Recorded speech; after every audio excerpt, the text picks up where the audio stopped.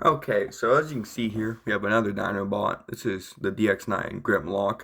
I don't remember his actual DX9 name. It's some third-party, legally different name that no one really cares for. It's Grimlock. So, if you've seen my last DX9 review, you know that the DX9 Dinobots in general are all pretty cool Legend scale figures. If anything, they're about the size of a modern deluxe, if anything. That's the best way to compare the size to, because they're pretty big for Legend scale figures. But if you know these guys, know they all have very glaring flaws to them. And they all have some form of problem to them. None of them are exempt from this. I'd say maybe Snarl, but Snarl has very weird legs. But this is Grimlock. And he is one of the least bullshit figures of them. He's also one of two, no, three, has an ankle tilt. And this is one of two that has an actual ankle tilt that actually works correctly. Unlike Swoop, his isn't interrupted by plastic. But he's nice, but his arms are like that.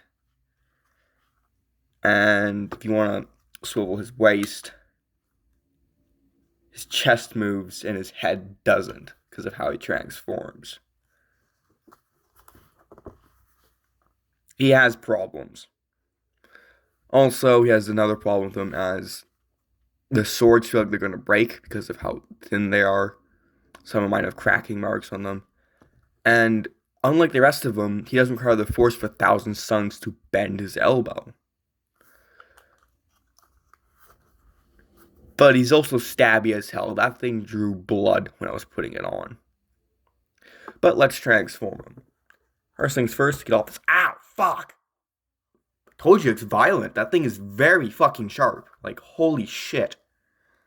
So start off with, take off the helmet, and we take off the weapons. Keep the sword around, you need it for transformation. And push the hands in. They're on a slider like the G1 figure, which is cool. That, and then you just pull them in. And now you're going to go into the legs and fold them out. You know, typical third-party stuff. Well, Swoop still is my favorite of the set because he's the least compromised of all of them. But even Swoop alone, he has problems. He doesn't have a waist swivel, which is just why. Here's where the bullshit starts. So, the head is annoying because you have to have an accessory to do this. Basically, there's a flap, like, right there, and you can't get at it, typically. Once it's down, you can't get it up with your bare hands. You have to get in a weapon, and there's a reason there's a hole in the bottom of it right there. Push it in there, and then push it out. Like I said, keep the sword handy, because you need it. And then push head in, and then push the flap down. Yeah, that's the annoying part of him. And then swivel the chest all the way around. It's very tight, and I don't like how tight it is.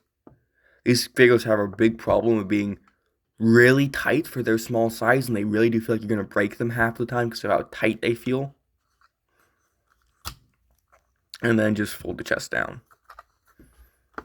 And just leave it like that. Now you're going to rotate the legs around. Make sure you do it with both of them. And you have another problem with these figures. They don't have good clearings. They all have very bad clearance problems. I'd say Slug is the worst offender of it. But Grimlock is the least bad for the offending of the horrible clearings. Then you kind of just fold the tail together. The tail comes together pretty easily. That's nice about him. He's the most enjoyable one next to Swoop to transform. But even next to Swoop, you have to rub chrome on normal plastic, which is just never a good feeling in general. You pull that back, should best that as much as possible, and then combine it, and then flap that down. And boom. You have Grimlock.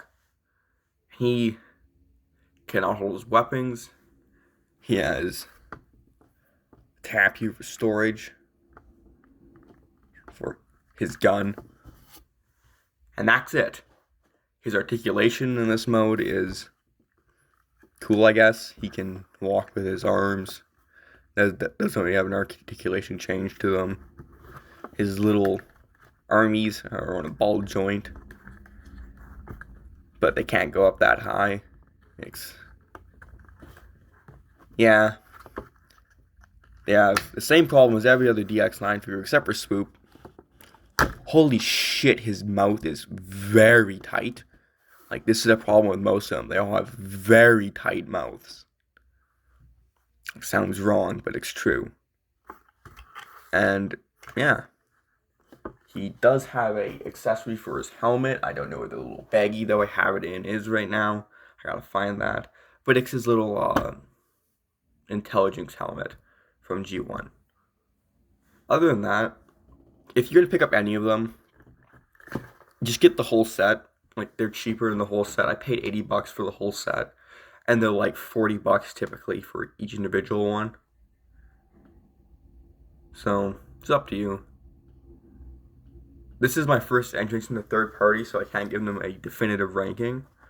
But compared to my other figures, which are all like mainline figures, mostly legacy and show figures, and a couple studio series, he does stack up pretty well against them, and I do rank him pretty high.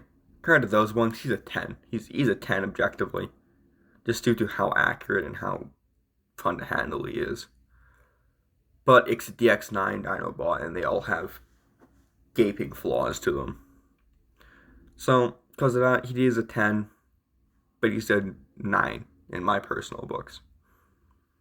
Where I can picking him up, yeah, just get the whole set. Makes more money, more worth it to get the whole set. Adios.